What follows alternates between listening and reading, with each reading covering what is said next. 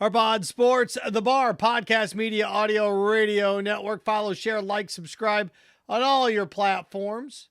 Social media, at Harpon Sports Twitter, at Harpon Sports Instagram, Harpon Sports, the Facebook page. You can consume the podcast from the auditory perspective.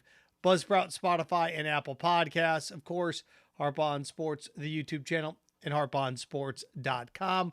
What's in store for you on this edition of The Bar? A minority misfire in the NFL. We have a solution. It's a little drastic, but it will work. Going to share that with you. Kyler Murray upset. You don't unfollow your boss. You don't unfollow your organization. You don't scrub your social media. Adults under the age of 30 don't do this without trying to prove a point. It's today's version of the silent treatment. Is he available?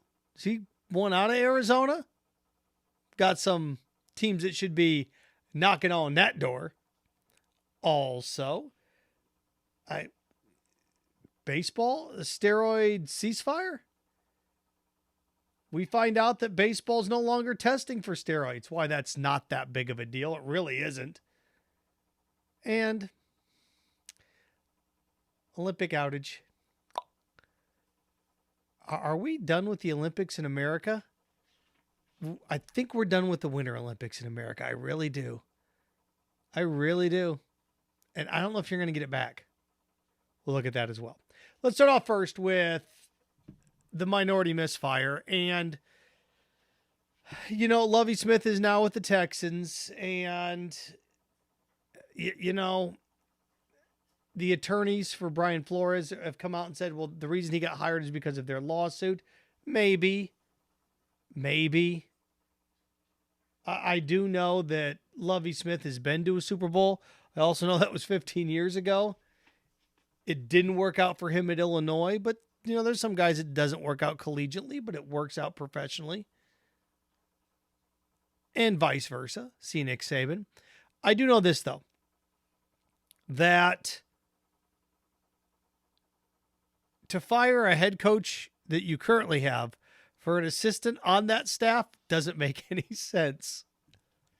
And what the Texans did is they cleaned house, or at least they cleaned house. They decided to move on because they thought they're going to be able to lure somebody in, and they couldn't do it. The coaching search kind of fell apart on them. Did they want to hire Josh McCown? Maybe. But with nobody else interested in him, they didn't want to look bad. But Lovie Smith's their guy. Okay. You circle back around to Brian Flores. You circle back around to Byron Leftwich. You circle back around to Eric Bieniemy. You can just start checking guys off. Raheem Morris is yet to get a second chance. Guys that we thought would get their first head coaching job. There's a way to do this if you're the NFL and you need to incentivize it like you do the rest of the league for moves. This is what I would do. If you really want to fix it, rather than we need more minority ownership. Okay, that's good. We need more minority assistants. I agree. It's not reflective. So how do you do it? Do you sit there and continue to wag your finger, or do you actually do something about it? That's what I would do. You hire a minority head football coach, you get a compensatory first-round pick, non-tradable. But Seth, baseball has all sorts of compensatory first-round picks. You can do this. You can. Well, what if a team wants you just to fire a coach to pick up a compensatory first-round pick? No one's going to do that. And if they do, that franchise is going to continue to suck. And so what? You want to rebuild your franchise? You want to give an African-American a legitimate shot? You hire an African-American head coach. You get a compensatory first-round pick. And subsequently after that, every year that team does not make the playoffs, you allow that team to continue to build by offering a compensatory fourth-round pick. So I'll just give this as an example. Let's say the Texans were this year to have hired Eric Bieniemy. The Texans would have had their first-round pick.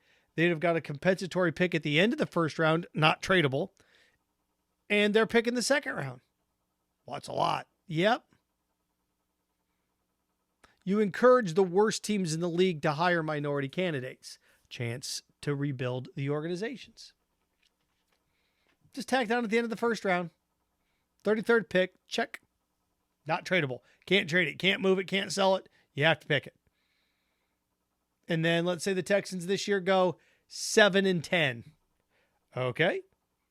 Coming up, compensatory 4th round pick next year, as long as Eric Bieniemy's still the head coach. And they don't make the playoffs. Now, the minute they make the playoffs, that's it. That's it. But that, and what if they make the playoffs and then don't make them? And then, no. The minute they make the playoffs, this is done. This is to help build the franchise. This is help to encourage the minority hiring. You can't let this happen in perpetuity, but you can do it out of the gate. Of course you can. Very simple again. What I would do if I were the NFL, to encourage minority candidates and minority hirings as head coach. You hire a minority head football coach, you get a first-round draft pick, compensatory, untradeable. Can't trade it. Every year you don't make the playoffs with said head coach, you get a compensatory 4th-round pick. That's what I would do. Well, it's not going to solve it. No, but it's better than force-feeding the Rooney Rule to somebody. What you're doing now is not working. You're being sued. And you have what? 3 minority head coaches in the NFL? You want to fix it or not? Well, there's other ways. I haven't heard a better way yet, other than we're going to teach people the value of. That's not working. You have to incentivize people. That's how you get things done. That's how you win elections with votes. You incentivize people. Hey, if you do this, you're going to get this. It'll work. It'll work. It's a start. It beats what you're doing now. So, again, minority candidate, compensatory 1st-round pick. If you hire and if you don't make the playoffs, subsequently every year, another compensatory 4th-round pick. So there you go. Give you a chance to build. Extra draft picks. Those compensatory picks are not tradable. Speaking of the NFL, Kyler Murray, apparently unhappy in Arizona. He's completed his third full year. They don't have to offer him a new deal yet. They really don't have to offer him a new deal until the end of this upcoming season. Actually, they don't even need to do it then, because he's got 1 more year on his rookie deal. They've got his 5th-year option. They have time. For whatever reason, he's upset with Arizona. No idea why.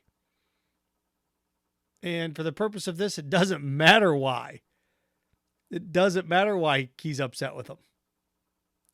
Now, is it petty to unfollow your organization and, remove and scrub them from all your social media accounts? Yes, it is. I don't know what's going on in the inner workings here. I don't. It seemed like they were down the right path, right? He was injured. He missed 5 or 6 weeks during the year. He looked to be a candidate for MVP about halfway through the year. He has DeAndre Hopkins. He gets hurt, so it kind of fell apart on him late in the year. But there are certain organizations around the NFL that should, the Chicago Bears should be picking up the phone and offering Justin Fields and multiple 1st-round draft picks for Kyler Murray. A team like Washington should be picking up the phone and offering multiple 1st-round picks. Was it Chase Young for Kyler Murray? I wrote down a bunch of teams. Detroit, the Lions should be picking up. If the Lions have the 1st overall pick and then probably the last pick in the 1st round, the Lions should pick up the phone right now. And the Lions will have 3 of the top 34 picks. If I were the Lions, I'd pick up the phone and say, hey, we got the 2nd overall pick. We've got the last pick in the 1st round. So 2nd, 32, and 34, they're yours for Kyler Murray. Would you do that if you're Arizona? Would you take the 2nd overall pick, the last pick of the 1st round, and the 2nd pick in the 2nd for Kyler Murray? I'd offer it to him. You got to test drive this, and you got to make it public that you're test driving this. You don't make the offer public, but you leak it that the Lions are interested in Kyler Murray. if he's upset with Arizona, and it sounds like he's upset with Arizona, okay? And you start driving a wedge between he and Arizona, like, we want you here. We're going to give up a second overall pick, the 32nd overall pick, our 34th overall pick. We'll give those 3 up. You send Kyler Murray our way, and we will what? We'll give you a long-term extension now. Imagine Kyler Murray in Detroit. And then you can go out and sign somebody like Allen Robinson, and you can begin that quest. Now, is he interested? Is he going to stay there? I don't know. I don't know if he's just upset about something. If they're just screwing around. Who knows? I do know this, though. He's upset about something. He's upset about something. So I'd kick the tires on that Kyler Murray story. I really, really would. We're going to switch gears here a little bit from the National Football League. I saw Major League Baseball is stopping or has ceased steroid testing. And this is the part where I don't get worked up. Why? Because there's a lockout. And the two sides are negotiating. And everything is used in a negotiation. Everything is leveraged. How many times are you going to steroid test? We're going to test 6 times. No, we only want to test 5 times a year. No, we want to test 7. We want to test 3. Everything is leveraged. Well, they're going to get on steroids and then get off steroids before the season starts. Okay. You want to juice up now? You want to run that risk? Go for it. They're not going to not test. There's no way they're not going to test. They're going to test. It's just a question of when. And if you're a baseball player and you want to go roid up right now, well, they'll get steroided up and then they'll cycle off of it. Okay? So by what? May? That'll be over with. Certain times in the NFL, they test based on the time of year, right? In the off season, that allows players to cycle through if they want to do it. This is not in perpetuity. You're in the middle of a lockout. I chalk this up as not a big deal. So it's the off season, and baseball doesn't have a labor negotiation done, or they continue this negotiation. In the two sides, this is just kind of lapsed. It's over. You think for 1 second you're going to get into the year, the players are like, we don't want to be tested for steroids, and the owners are going to go, okay. Never going to happen. But the players look at this as like, okay, we'll submit to your testing. However, we want an extra, year of eligibility when it comes to our minor league contracts so we can get out of them quicker and get to the bigs. Small things like that. We want one less year of being arbitration eligible. We want to be able to hit free agency sooner. We'll give you your 6 steroid test year, but we want to be able to hit arbitration a year sooner. That's how this stuff works. So a couple guys want to, inject themselves in February, and all that has to happen is they reach an agreement. And this is what you do. If you're the owners, you go, sure, we'll give that to you, but we're testing the first day of spring training. There's a way to do this. There just is. Not one of those things is not going to bother me that much.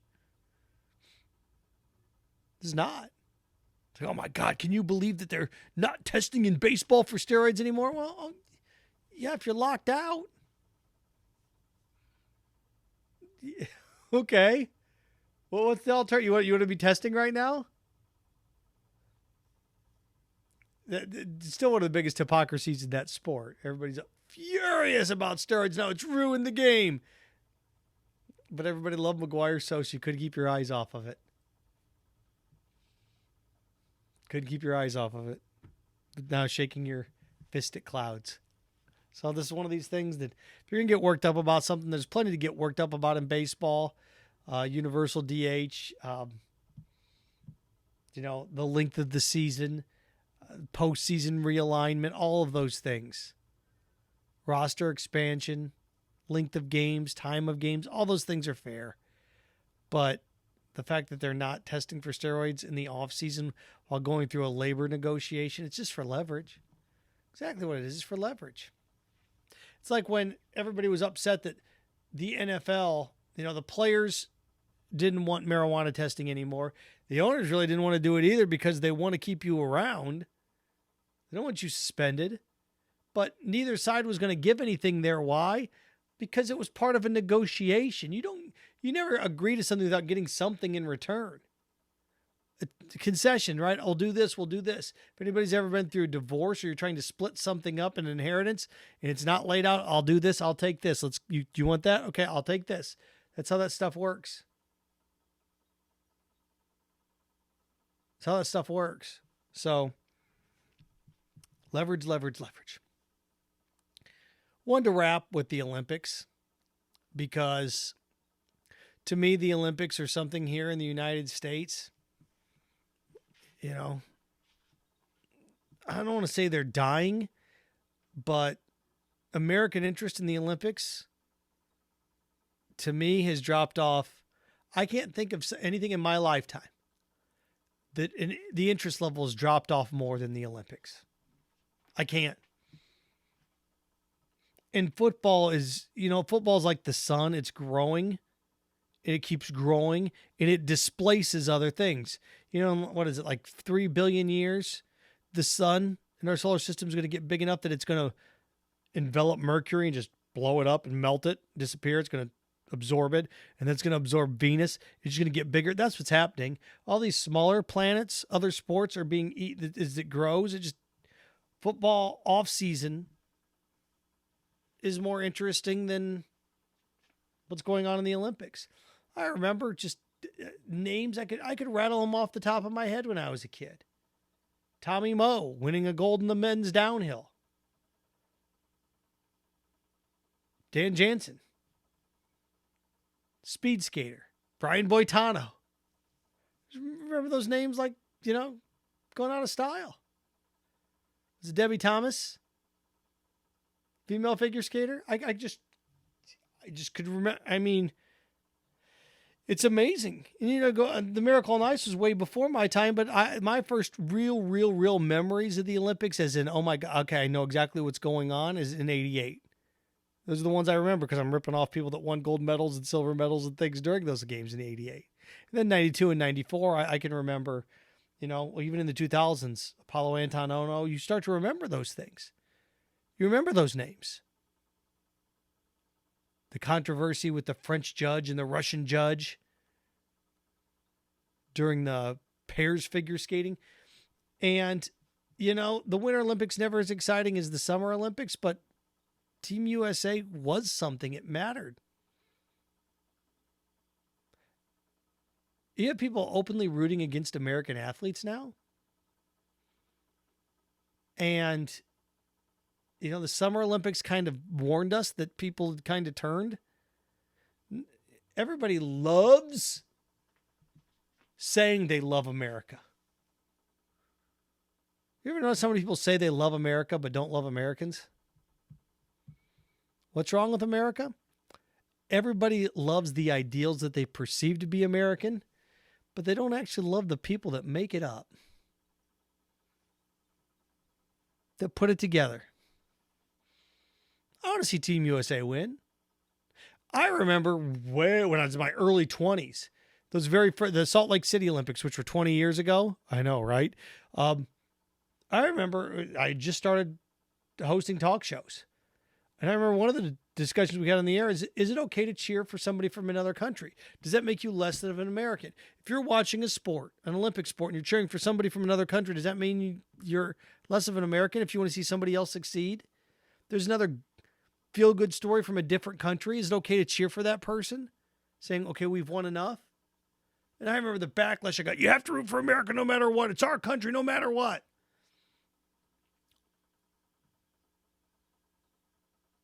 Again, people say they love America. It's not a big fan of Americans.